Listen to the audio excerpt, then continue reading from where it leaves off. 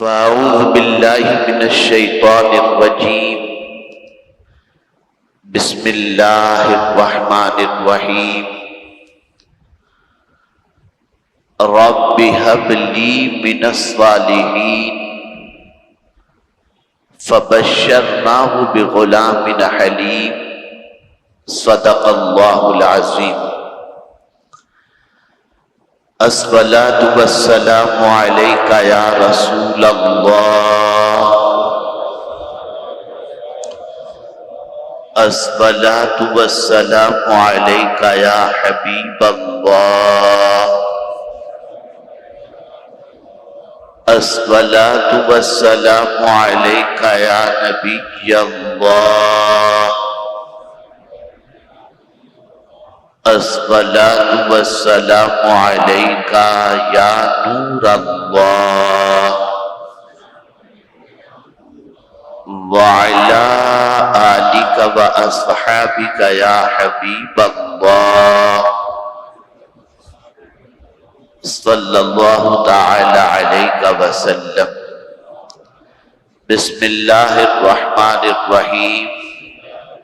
اللهم صل وسلم وبارك على سيدنا ومولانا محمد النبي الأمي الحبيب العالي القدر العظيم الجاه وآله وصحبه وبارك وسلم.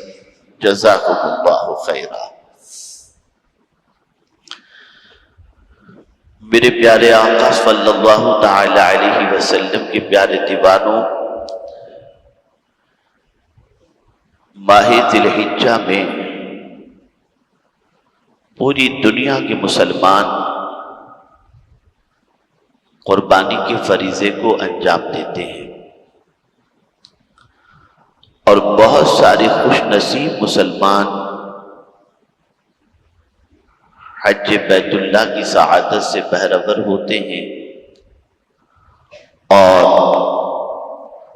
اپنے دامن پر لگے ہوئے گناہوں کے دھبوں کو جو زندگی پر انہوں نے کیے ہیں، میدان عرفات میں پہنچ کر اللہ عز و جل کی بارگاہ میں دعا کر کے گناہوں سے پاک ہوتے ہیں. ظاہر سی بات ہے کہ قربانی کا جو فریضہ انجام دیا جاتا ہے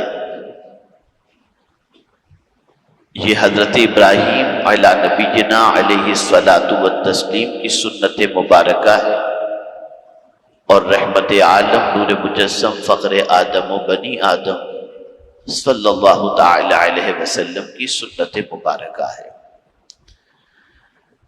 قربانی کے واقعات آپ نے بہت ساری مرتبہ سماعت فرما چکے ہیں. کیا ہوا، کیسے ہوا، اس پر انشاءاللہ العظیم زندگی رہی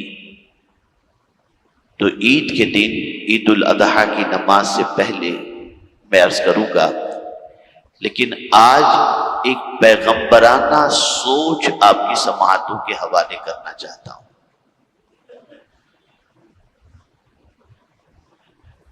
یہ بات اچھی طرح سے ذہن میں رکھیں، جو جتنا بڑا ہوتا ہے اس کی سوچ بھی اتنی بڑی ہوتی ہے. اور انبیاء کرام علیہم الصلاۃ والتسلیم سے بڑھ کر انسانوں میں بڑی سوچ رکھنے والا کوئی دوسرا نہیں ہوتا. جتنا انسان انبیاء کرام علیہم الصلاۃ والتسلیم بالخصوص پیغمبر رحمت صلی اللہ علیہ وسلم سے قریب ہوتا جائے گا، اس کی سوچ بھی اتنی ہی پختہ ہوتی چلی جائے گی. اور جتنا اللہ کے رسول صلی اللہ علیہ وسلم سے انسان کا تعلق اور فاصلہ بڑھتا چلا جائے گا، اس کی سوچ بھی اتنی بودھی ہوتی چلی جائے گی. جیسا کہ آج ہم مسلمانوں کی سوچ دیکھ رہے ہیں، تو مسلمانوں کی سوچ اتنی بوتی بن چکی ہے کہ پتہ نہیں صبح اٹھ کر اسے کیا کرنا ہے، رات کو سونے سے پہلے کیا کرنا ہے۔ اور جب کوئی مسلمان کسی سے بات کرتا ہے تو اس سے اس کی سوچ اور فکر کا اندازہ ہوتا ہے کہ اس کی سوچ کیا ہے، اس کی فکر کیا ہے۔ ہم قرآن مقدس کا مطالعہ کریں اور مطالعہ کرنے کے بعد ہم سمجھنے کی کوشش کریں کہ اللہ جل جلالہ نے جن کو اپنا فرستادہ پیغمبر بنا کر اس سرشگیتی پر بھیجا، ان کی سوچ کتنی عظیم تھی۔ تھوڑا سا بیک گراؤنڈ قرآن کی روشنی میں سمجھاؤں کہ حضرت ابراہیم علیہ الصلوۃ والتسلیم نے جو دعا کی تھی اس کا بیک گراؤنڈ کیا تھا۔ سورۃ الصافات کے اندر اس کی تفصیل موجود ہے۔ جب حضرت ابراہیم علیہ نبینا علیہ الصلوۃ والتسلیم نے معبودان باطل سے کہا میں بھوکا ہوں، مجھے کھانا کھلاؤ، اس طریقے کی باتیں جب انہوں نے کہیں اور جواب معبودان باطل سے نہ ملنا تھا، نہ مل سکا، تو آپ نے بتوں کو توڑ دیا۔ تو آپ کے لیے یعنی حضرت ابراہیم علیہ الصلوۃ والتسلیم کے لیے اس دور کے ظالم و جابر لوگوں نے کیا کہا اسے قرآن نے منشن کیا ہے۔ سزا کے طور پر معبودان باطل کی پرستش سے روکنے کے طور کی سزا کے طور پر اور معبودان باطل کو توڑنے کے عوض کے اندر قرآن کہتا ہے کہ انہوں نے کہا قالوا بنوا لہ بنیانا والقوہ فی الجحیم، سب نے کہا کہ ایک دیوار تعمیر کی جائے، چنی جائے دیواریں چنی جائیں اور اس کے اندر آگ جلائی جائے اور حضرت ابراہیم کو اس میں ڈال دیا جائے۔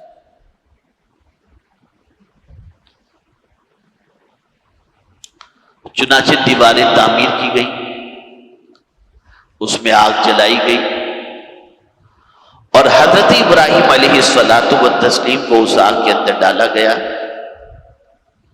لیکن میرے کریم نے آگ سے فرمایا یا نار کونی بردم و سلاما علی ابراہیم، اے آگ ابراہیم کے لیے ٹھنڈی ہو جا اور سلامتی والی ہو جا۔ اللہ کے فرمان پر آگ اللہ عز و جل نے باغ میں تبدیل فرما دیا، اور جو لوگ یہ تصور کرتے تھے کہ وہاں پہنچنے کے بعد حضرت ابراہیم علیہ الصلوۃ والتسلیم کا جسم سلامت نہ رہے گا، لیکن جس چیز کو اللہ کہتے کہ یا نارو کونی بردم و سلاما، تو اللہ اگر چاہے تو آگ کو بھی سلامتی والی آگ بناتے ہیں۔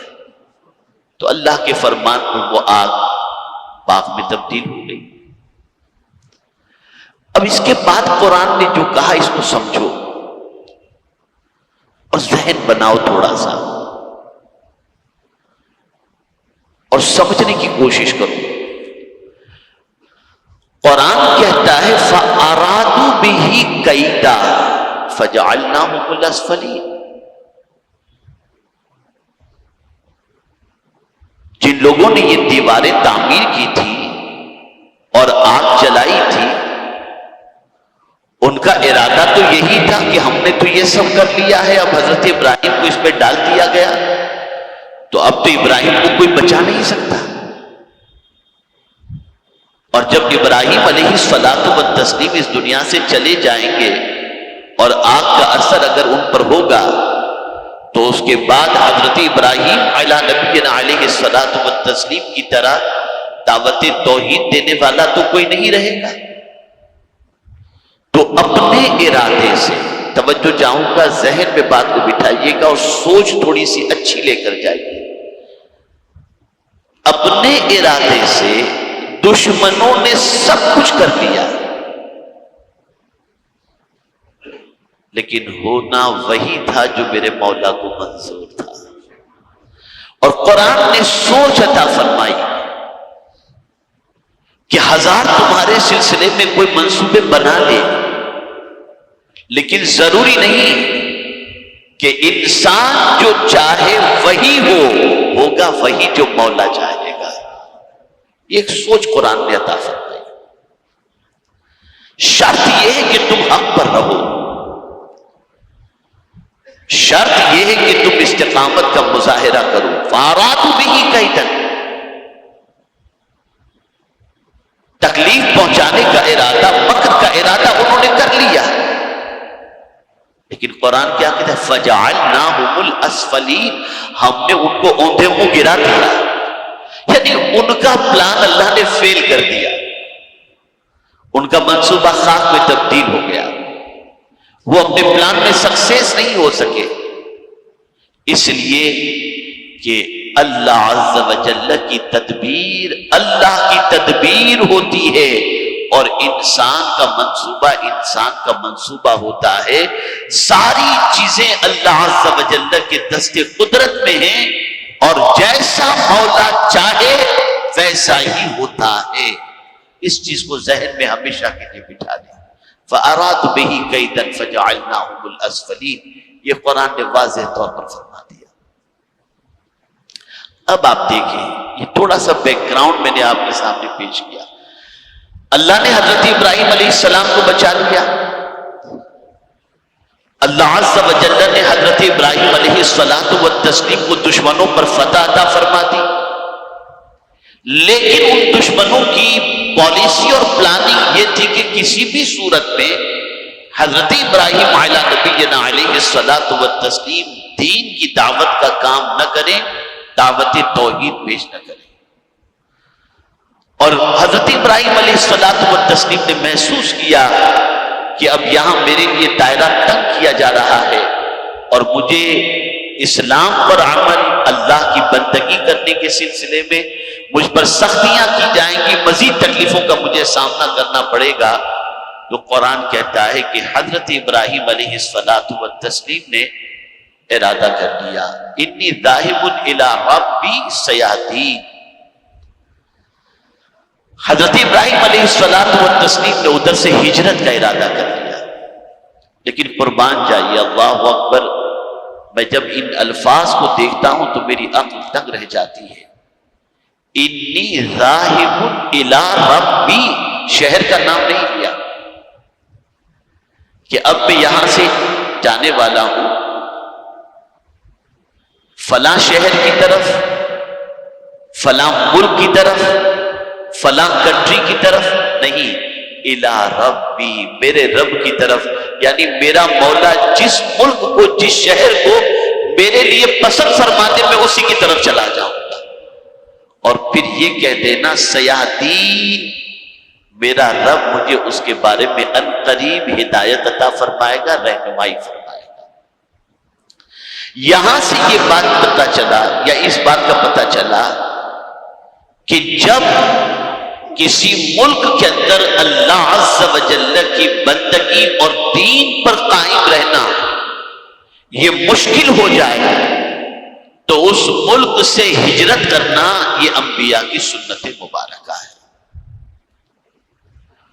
اور کبھی حاشیے خیال کے اندر بھی یہ چیز نہ آئے کہ ہم اگر اللہ کی رضا کے لیے اور دین کو اپنے اندر ثابت، دین پر ثابت قدم رہنے کے لیے اگر ہجرت کریں گے، کسی ملک کی طرف کچھ کریں گے، تو وہاں تو ہمارا کچھ بھی نہیں ہوگا کیا؟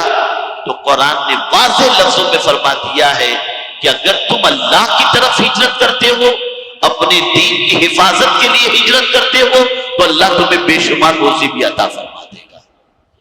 جیسا کہ حضرت فاروق اعظم کی زندگی دیکھیں اور دیگر صحابہ کرام علیہم الرضوان کی زندگی دیکھیں کہ مکے میں سب کچھ چھوڑ کر مدینے کی طرف ہجرت کر کے گئے، کاروبار چھوڑ دیا، مکان چھوڑ دیا، سب کچھ چھوڑ دیا، مدینے میں گئے تو اللہ تعالیٰ نے مدینے میں ان کو مالا مال فرما دیا. اب یہاں تک کی بات آپ جب سمجھ چکے، حضرت ابراہیم علیہ السلام نے دعا کی تو اللہ نے حضرت ابراہیم علیہ الصلوۃ والتسلیم کو ملک شام کی طرف ہجرت کرنے کا حکم عطا فرمایا۔ اب حضرت ابراہیم علیہ السلام سوچتے ہیں کہ وہاں جاؤں گا، اکیلا ہوں، بیوی ہے، بیوی کے ساتھ ہجرت کا حکم، کوئی بچہ بھی نہیں جس سے میں تھوڑا سا دل بہلا سکوں اور میرے بعد وہ دین کا کام کرے۔ ایسا کوئی بچہ بھی میرے پاس نہیں ہے جس سے میری طبیعت تھوڑی سی مانوس ہو اور میرے بعد وہ دین کا کام کر سکے۔ تو فوراً دعا کی، رب ہب لی من الصالحین۔ سوچ دیکھیے، اللہ اکبر، خالی بیٹے کی دعا نہیں کی انہوں نے، ایسا بیٹا عطا فرما جو نیک ہو، جیسا مقام ہوتا ہے ویسی سوچ ہوتی ہے۔ حضرت ابراہیم علیہ الصلوۃ والتسلیم کا مقام اتنا عرف و اعلیٰ تھا کہ اس کی وجہ سے اللہ سے جس بیٹے کی آپ نے دعا کی، اس بیٹے کے حوالے سے صالح بیٹے کی دعا کی، اور صالح بیٹا جسے نصیب ہو جائے اسے اللہ کی بہت بڑی نعمت نصیب ہو گئی۔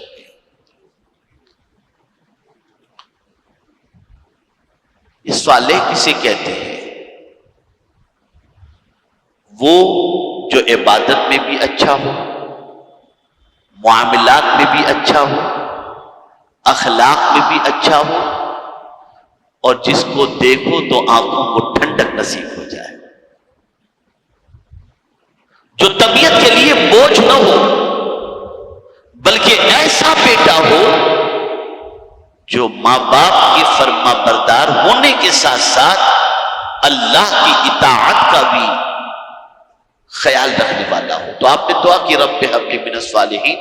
جب میں نے قرآن مقدس میں لفظ صالحین کے حوالے سے غور کرنے کی کوشش کی تو مجھے صالحین کے حوالے سے دعا ملی کہ اس دعا کو کس طریقے سے انبیاء کرام علیہ الصلوۃ والتسلیم نے اللہ کی بارگاہ میں کی۔ اس سے آپ اندازہ لگائیں کہ صالح یہ کتنی عظیم چیز ہے، الصلاح یہ کتنی عظیم چیز ہے۔ خود حضرت ابراہیم علیہ الصلوۃ والتسلیم اللہ کی بارگاہ میں دعا کرتے، رب ہب لی حکما والحقنی بالصالحین، یعنی خود حضرت ابراہیم علیہ السلام اپنے لیے دعا کرتے ہیں کہ اے اللہ مجھے صالحین سے ملا دے،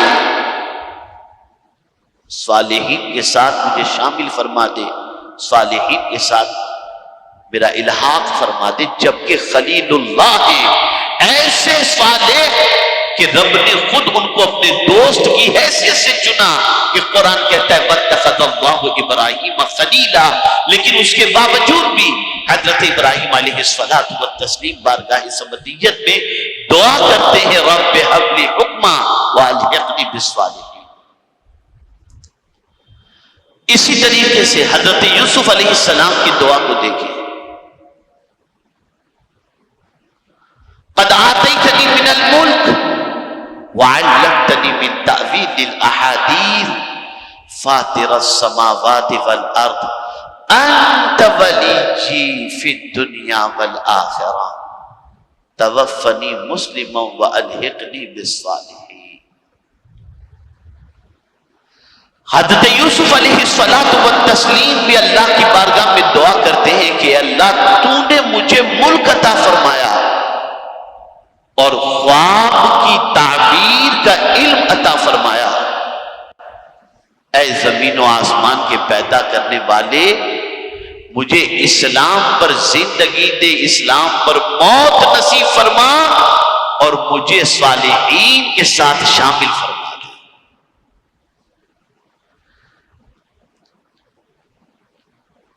اس لیے کہ یہ بات اچھی طریقے سے ذہن میں رکھیں کہ صالح ہونا یہ بہت بڑی سعادت کی بات ہے، اس لیے کہ انسان کی سوچ بنتی ہے، زندگی بنتی ہے اور انسان بنتا ہے تو صالح لوگوں کی صحبت کی بنیاد پر۔ اگر اچھوں کی صحبت نصیب نہ ہو تو انسان اچھا بن نہیں سکتا، اور اللہ کے فرستادہ پیغمبر صرف زمین کے اوپر صالحین کے ساتھ رہنا پسند نہیں کرتے، بلکہ اللہ کے فرستادہ پیغمبر تو یہ دعا کرتے ہیں، اے اللہ ہمیں تو شامل فرما، تو ان لوگوں کے ساتھ شامل فرما جو تیرے نیک بندے ہیں، جو صالحین بندے موجود ہیں۔ آج بڑی معذرت کے ساتھ میں عرض کرتا ہوں، یہ مسلمانوں کی سوچ اتنی گھٹیا بنی کیسے؟ تو ہمارا نوجوان کہاں بیٹھتا ہے؟ جہاں گندی پکچروں کی بات ہو رہی ہو، جہاں لڑکیوں کی چھیڑ خانی کی بات ہو رہی ہو، جہاں ڈرگس کی بات ہو رہی ہو، جہاں مار دھاڑ کی بات ہو رہی ہو، جہاں شراب و شباب و کباب کی بات ہو رہی ہو، آدمی ایسے لوگوں کی صحبت میں بیٹھتا ہے۔ اور میں کیا بتاؤں، اچھوں کو تو بلایا جاتا ہے، ہمارے پاس آئیے، ہم آپ کے پاس نہیں جائیں گے۔ اچھوں کی صحبت اختیار نہیں کی جاتی، نہیں اختیار کی جاتی۔ اور اللہ کے فرستادہ پیغمبر دعا کرتے ہیں کہ اے اللہ، حضرت یوسف علیہ السلام دعا کرتے ہیں، حضرت ابراہیم علیہ السلام دعا کرتے ہیں کہ وَأَلْحِقْنِي بِالصَّالِحِينَ، ہم کو صالحین کے ساتھ شامل فرما، ان کی جماعت میں شامل فرما۔ بلکہ حضرت سلیمان علیہ السلام کی دعا نے تو رونگٹے کھڑے کر دیے۔ آپ دعا کرتے ہیں رب اوزعنی ان اشکر نعمتک التي انعمت علی وعلی والدی وان اعمل صالحا ترضاه وادخلنی فی رحمتک، او کما قال۔ حضرت سلیمان علیہ السلام نے بھی دعا فرمائی، فی عبادک الصالحین، اپنی رحمت سے حضرت سلیمان علیہ السلام نے دعا فرمائی۔ کیا دعا فرمائی؟ اے اللہ، توجہ چاہوں گا ان کی دعا کے مفہوم، اے اللہ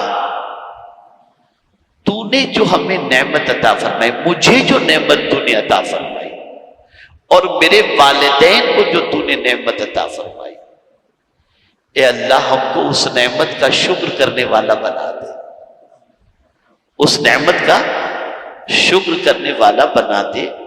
اور پھر ساتھ میں یہ بھی دعا کرتے ہیں، ایسے عمل کی توفیق عطا فرما کہ جو عمل تو پسند کرتا ہو، وَأَنْ أَعْمَلَ صَالِحًا تَرْضَاهُ، یا ایسا عمل جس کی تو توفیق عطا فرما جس سے تو راضی ہو جا، ایسے عمل کی۔ یہ کون دعا کر رہے ہیں؟ حضرت سلیمان علیہ السلام۔ وَأَدْخِلْنِي فِي رَحْمَتِكَ فِي عِبَادِكَ الصَّالِحِينَ او کما قال، اور اپنی رحمت سے ہمیں تیرے نیک بندوں میں شامل فرما دے۔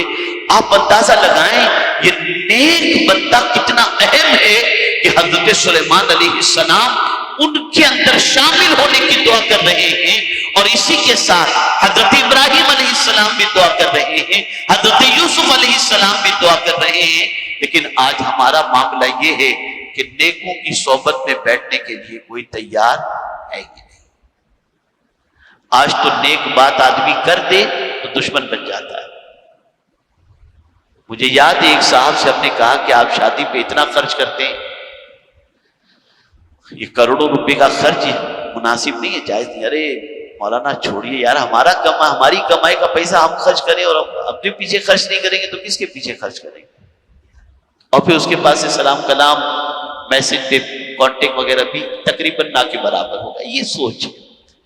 میں آج آپ کو یہ سوچ عطا کرنا چاہتا ہوں کہ حضرت ابراہیم علیہ السلام نے اپنے بیٹے کے لیے دعا کر کے ہمیں سوچ عطا فرمائی، اور وہ سوچ یہ ہے کہ تم نیک بچے کے لیے دعا کرو اور نیکوں کے ساتھ رہنے کی تمنا کرو، تو تمہاری زندگی بھی اچھی ہوگی، تمہاری موت بھی اچھی ہوگی۔